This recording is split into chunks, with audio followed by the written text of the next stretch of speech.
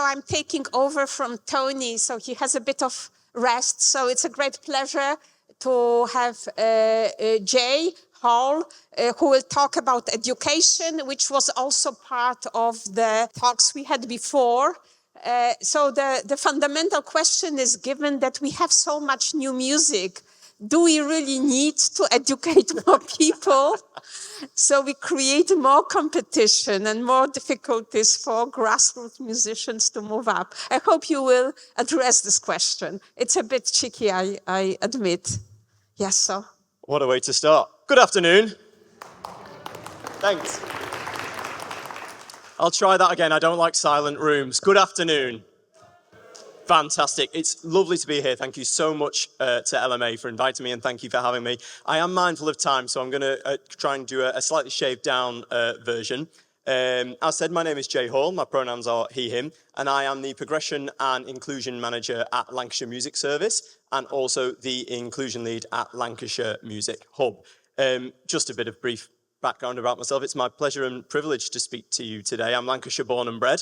I was born in West Lancashire. I live in West Lancashire, and I'm really, really proud to work in this area and for this industry.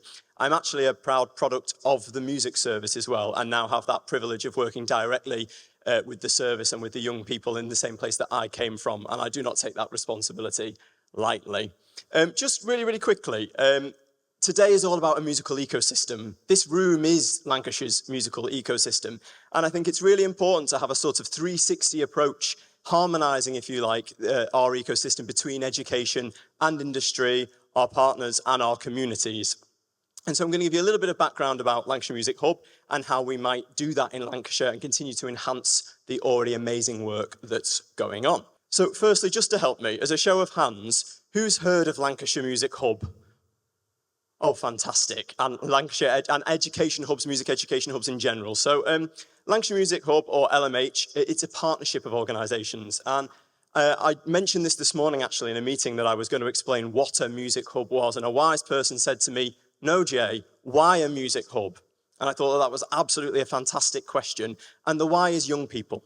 Always, forever. It's about the young people in our area and making sure that they have access to high quality music education. So how do we do that? Well, we work with a range of different partners. We are a collection of organisations. The lead organisation is the music service. So the hub is made up of 2 music services in our area. We're in the first iteration of hubs. Lancashire was the Lancashire 12 districts. The hubs have recently been changed from 123 down to 43. And in our new hub area, we're incredibly proud to work with our fantastic colleagues in Blackpool. So Blackpool Music Service and Lancashire Music Service make up the music services of our hub. We work with our schools, all schools, primary, secondary, PRU, specialist. That's 657 in our hub area. So a lot of schools as our stakeholders. Local authorities, both Lancashire County Council and Blackpool Council are represented within our hub. And we work with local and national industry partners, some of whom are here today, the fantastic P-Bone Music. We work with Rocksteady. We're really proud of our association with Yamaha and with Ableton. And that industry knowledge is key to providing those opportunities for our young people. And we support the National Plan for Music Education. We're in the second iteration of the National Plan for Music Education, The Power of Music to Change Lives, in conjunction with Arts Council England and on behalf of the Department for Education. I said it at the beginning, and it's there again, young people who are at the heart of all we do, and our needs analysis will always be based on the needs of our young people.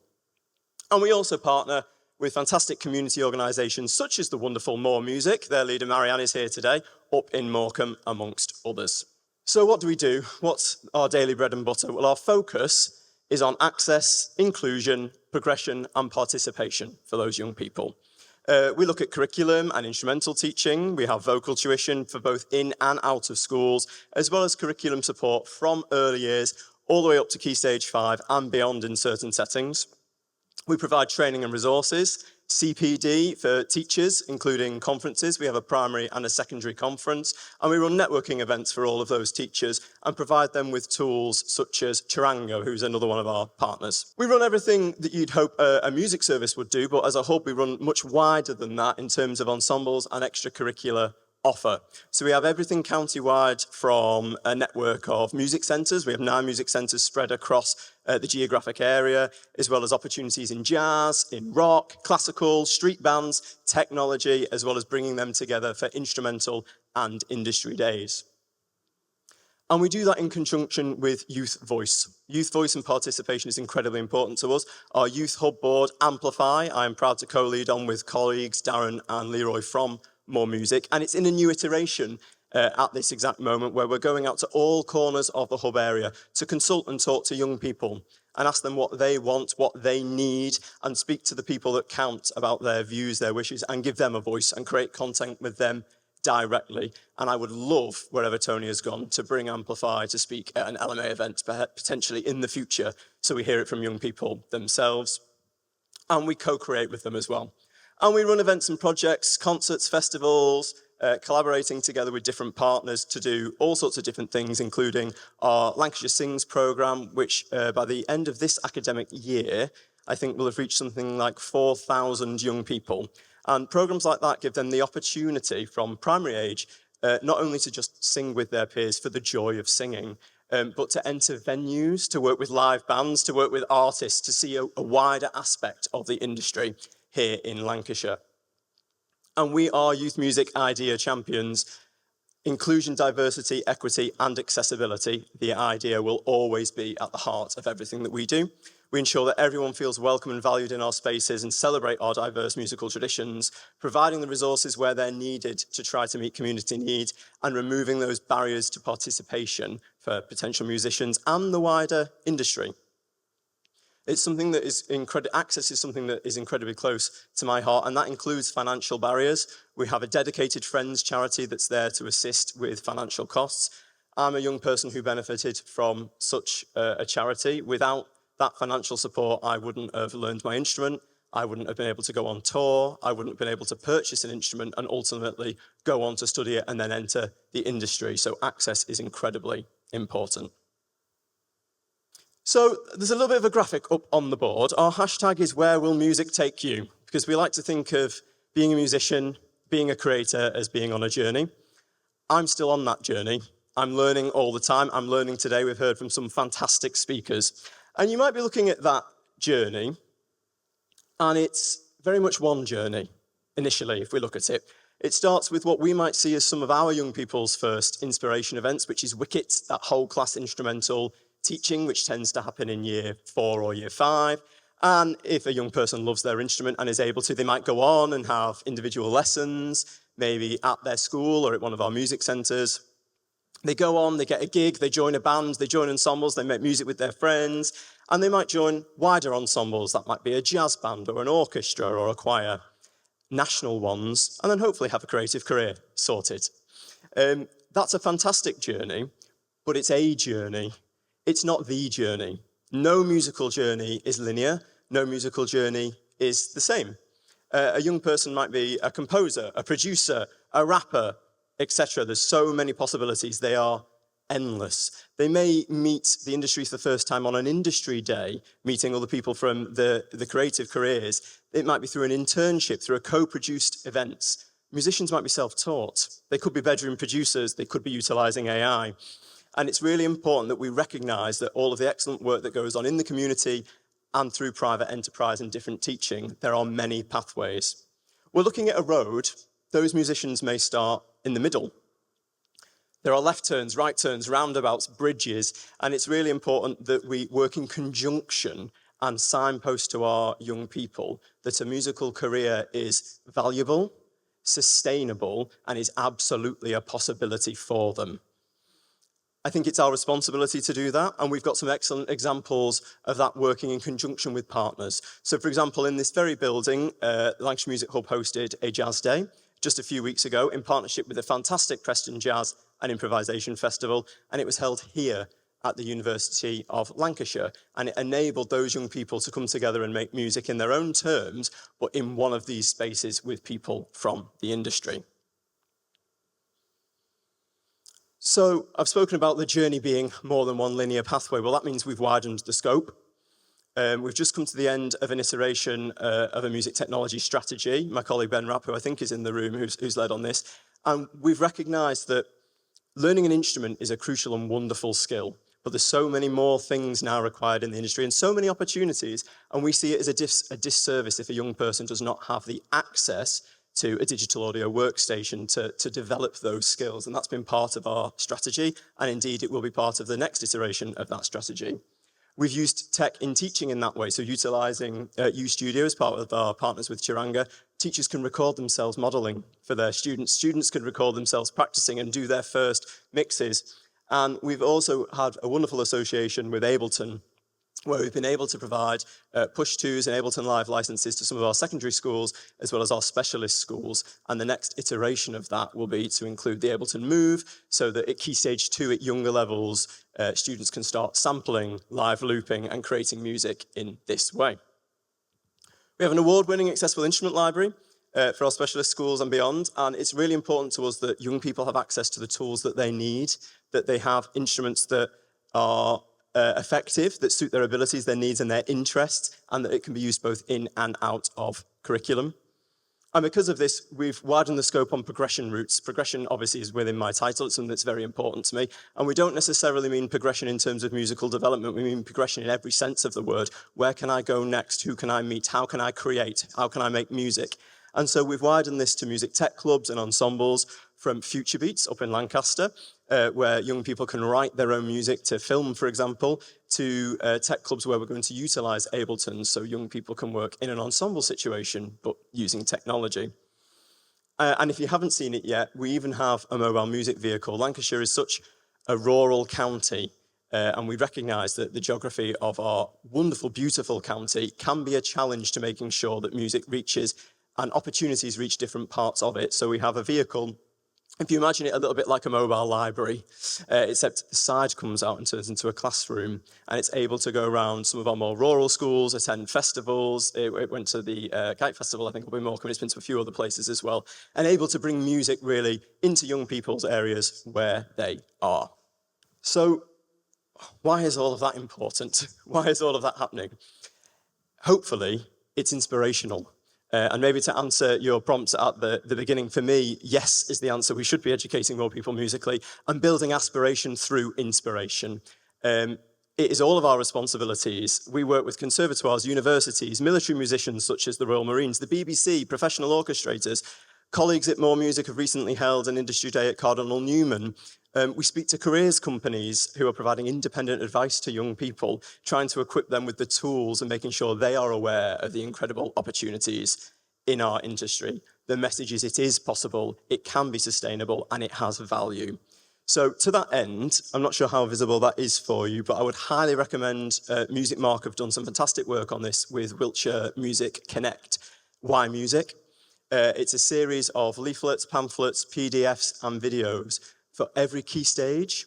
They're available right from early years all the way up into emerging professionals, and they're aimed at both young people and parents and carers and guardians, so that it's in different languages and different formats, and really helps advocate for all of the wonderful things that John was talking about, how much our industry is worth, and all of those different interconnected careers and skills that are valuable in our industry.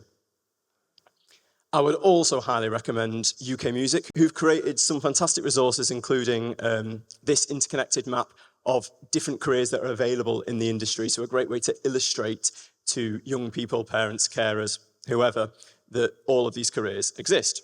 So for me, it's how we bring education and industry together in a 360 approach, as a circle: education, partnerships, community, and industry. And I think days like today and the fantastic work of the LMA, yourselves, and the Music Hub have a natural synergy for working together. Lancashire is full of assets and achievements. There is a vibrant community of creatives here in front of me, and today is a fantastic example of that. I think there is a need for education to meet industry, to meet the needs of industry, and I think there is a need for industry to work directly with education, completing that loop. That allows us all to thrive and provides greater opportunity. I think this is something you see a great deal of in further education. So if we look to Cardinal Newman, Runshaw, Burnley College, the places that are running music courses in FE, they link very closely to national and local skill need and consult widely with industry partners to inform their curriculum and to make sure that they are doing that. So Tony asked me to speak about knowledge and education. So I said, how do we do that across our full ecosystem in Lancashire, this rich, diverse tapestry, and how do we share it? And I realized I was just one person, and you don't know what you don't know. So, utilizing a little taxonomy on education, which Tony very kindly shared with me. It's very small because it's very detailed. There's a formal education, other formal educational institutions, which include music hubs, of which Lancashire is one of the 43, LSEPs, informal education opportunities, and industry support. And it was really a bit of a starter for 10 about all of the different things that might make up an education landscape. But obviously it doesn't tell me the picture of exactly what's in Lancashire, and there's a huge amount of research that needs to go into that. So I did what any person who's faced with putting a presentation like that together would do, and I asked AI. So I used the taxonomy of education as a prompt and asked for it to give me a 360 picture based on those prompts in Lancashire. And it gave me some really helpful answers. So, for example, in the formal education, looking at postgraduate qualifications, it signposted me to the MA in Music Industry Management and Promotion, run here at the University of Lancashire. But what it struggled to do, and some of that could be down to human error in my prompts, but what it struggled to do was bring everything together. It gave me the headlines, but what it struggled to do was bring everything together. And it provided me with a lot of out-of-date information. A huge amount of out-of-date information. And I think this tells us two things. It tells us the need to keep our forward-facing data as up-to-date as physically possible, that's absolutely paramount for our signposting and for our messaging. And that even AI doesn't yet have the full collective capacity to pull this together for us. But we do. The sort of rich tapestry that I'm talking about, the knowledge, the skills, the education, and the experience in Lancashire is in this room and in our colleagues and in our partnerships. So how can we tackle this? Well, the UK Music Map gave me an idea as a bit of a starter for 10, as did the fantastic work going on with the University of Liverpool in the mapping of venues. And this is where I hope that my technology works. For those of you who've ever worked in education, this is a Padlet. It's a bit of a teaching tool, and it's my attempt to help begin to map some of the things we're talking about. Please scan the QR code and let me know if it works. I asked the questions, where is knowledge held? Where are the education opportunities? Where are the venues, the festivals, the talks, the formal and the informal? What are the pathways for progression? If I have a talented pipeline of rock and pop artists in Ormskirk, where is their first gig? Where is their next gig? I really appreciate that it's a lot to ask for an answer to this now, and I'm just going to backtrack a little bit. This slide and this link will be made available, and I will share the information gathered here, so please don't worry if you can't do that now. You could say that this is an attempt at an inclusive, democratic data gathering tool. I think it could help to tell us where we are, where we might be going, and it's an example of the collective power of the association, the power of the collaboration that we hold in this room. It speaks to that larger piece of work that is ongoing with venues and other academic institutions. But I think, as well as creating a comprehensive map of venues, this could be the start of that collaborative way of painting a musical landscape of our area in the words of and from our members directly. The knowledge is in this room, and I would love to see it up there. So I've done a little starter for 10. It's worth saying this is just my initial thoughts. It is not comprehensive. I do apologise if your organisation or venue is not there yet. That's the whole point of this. And I was going to show you, but I don't have time, the interactivity of it. So hopefully you can see that on your phones. It's colour-coded, so if it's a performer, it's green. If it's one of the Music Hub's music centres or our home, it's red. The Blackpool Music Service is red as well. And you'll see the pattern. The great thing that it's able to do is generate that list of everything that's there, linked directly to any resources that you want it to, your website, and it creates a slideshow of advertisement, basically, so it can be displayed in venues, it can be displayed where you want it to be, of all the fantastic musical opportunities that are going on. And I think the possibilities are endless for how that data could be utilised once we host more of it. And I think it's really powerful that it could be in the association's own voice. It is moderated by myself, so not anyone can write anything on there, but nor will not anyone be blocked. It's just to stop anything random appearing on there. Has it worked? Were you able to access it? Fantastic. It will be emailed out. I'm mindful of time, so I just want to finish really by saying there are so many positives here in Lancashire for us to build our musical ecosystem on. I'm really proud of all of the things that happen in Lancashire. I think our assets are the wonderful people in our area, the members of the association and the partnerships that we're all forming together. If we work together through initiatives such as the LMA, in conjunction with education such as the Hub and our wider partners in the community, then I think we are able to create that 360 picture I'm talking about and a thriving ecosystem. We can create an industry full of exciting opportunity for everyone in Lancashire working together in harmony. My contact details are on the screen and I would love to hear from you. Thank you very much.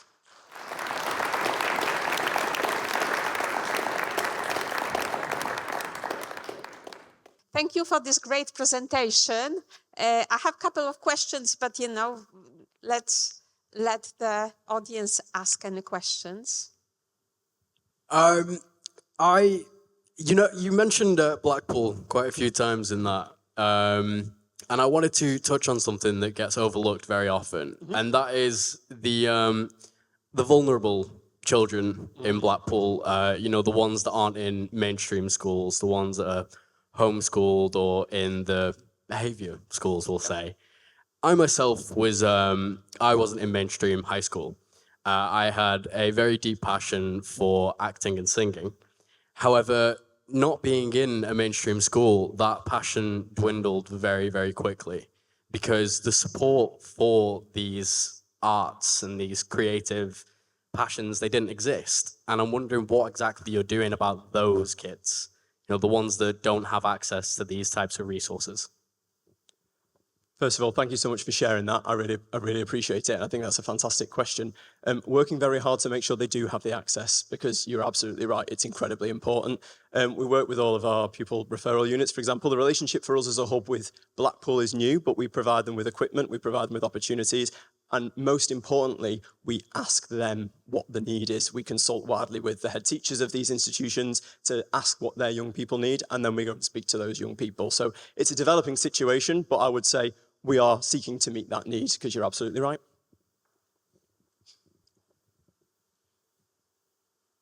Hi, Jay. Hello.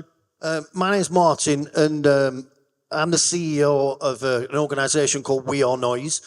And I'm actually from Preston, but we're based in Blackburn and Darwin. And it's actually what that young guy was talking about then. We predominantly work with sort of pupil referral units, SEMH schools. In fact, what we class ourselves is a musical intervention service, but we do education on the side of it. To give you some context, we also run like a youth club at night. So we've worked with around 400 separate young people since September, all who've gone on to get arts awards in Discover and AQAs where possible. But what I'm finding at the minute, a lot of these young people come to us with various issues going on, whether it be socioeconomic, family issues, drugs, alcohol, crime, all that sort of stuff. And we work close with them to engage them in a bespoke program. So whatever they want to do, whether it be DJing, if they want to produce drum and bass, if they want to do drill, if they want to do grime, whatever. And now we've got a lot of kids who have really shined and they want to go on to further education, but they don't have any GCSEs to get on the course. So I'm in talks now with Blackburn's College about starting like a respite sort of course so we can get them ready for mainstream. Otherwise, there's a percentage every year who go off and they become neat after 6 months or something like that. I think my question really is have you any sort of like structured avenues for them type of young people to go down? Or is there a way of creating some sort of more, because a lot of them, like we're starting our own record label up because for the ones who really shine, we want to put them out. So we're doing after school sessions where we look at how you promote your music, how you release your music, mix and master and all that sort of stuff. But we want to back that up with sort of educational achievements and academia, you know what I mean? Is there anything that you know about? Lovely. Thank you so much for sharing that. It sounds absolutely amazing. I would love to come and see some of your work. Sounds absolutely fantastic. The short answer is it's an emerging picture. My background is actually in FE, in further education, teaching vocational and A-level, and entry requirements. It's a real challenge for a lot of young people who might have an absolute passion for music and a talent for music, but in order for them to access that formal qualification, as you suggest, there is a barrier there. We work really closely with our colleagues in FE and nationally to look at things like that. And I think it's an emerging picture, but I take your point that there is a barrier to formal qualification for some really talented and dedicated young people. Yeah, Great. maybe I just mentioned something that I remember I read a couple of times about the importance of musical education for all types of, achievements. So perhaps this is also worth mentioning, that it's good to pursue it, not necessarily if you want to be a musician, but if you want to be successful in anything, because you just learn so many skills. But another thing which I want to mention, I traveled to Austria quite often in the past, and I met somebody who was in charge of the higher school, and he mentioned the importance of teaching prospective musicians of sort of like life skills, as he said that popular musicians in Austria were very illiterate as far as certain skills go. For example, they didn't know how to fill forms. They didn't know how to, bid for funding and things like that. And just maybe my last question is whether you are also aware of these things if you want to prepare people for a career in popular music. I think that's a really, really good point. There are two stances to that, and it goes probably back to my roadmap, which I don't think I mentioned as I was whistle stop touring, which is music is important for music's sake as one thing. I think that's really, really important, that we have music because we love music, and music's a wonderful thing. And then all of the transferable skills that then come from music, and whether that's a career creatively or otherwise, and you become a consumer and a lover of music, but the skills that you've learned through your musical education can be utilised. And we advocate for that all the time. We speak about it all the time, and we talk about it at careers events all of the time. And I think there isn't an educational institution out there that doesn't signpost all of those different skills, but there is probably a need to formalise that in the same way and signpost that by doing this, you are creating the careers of the future, essentially. I'd probably finish on a mentor of mine said to me, and this has kind of been my guiding light, and I think it speaks to your point, which currently we are educating young people to enter a world that I already don't recognise. They will be entering a workforce full of jobs and initiatives that weren't there when I was doing it, and that's only going to accelerate as we move forward. So the best thing we can do is equip them with those life skills and a fantastic love of music and everything in between, and foster their individual journey as best we can. Okay, thank you. Thank you.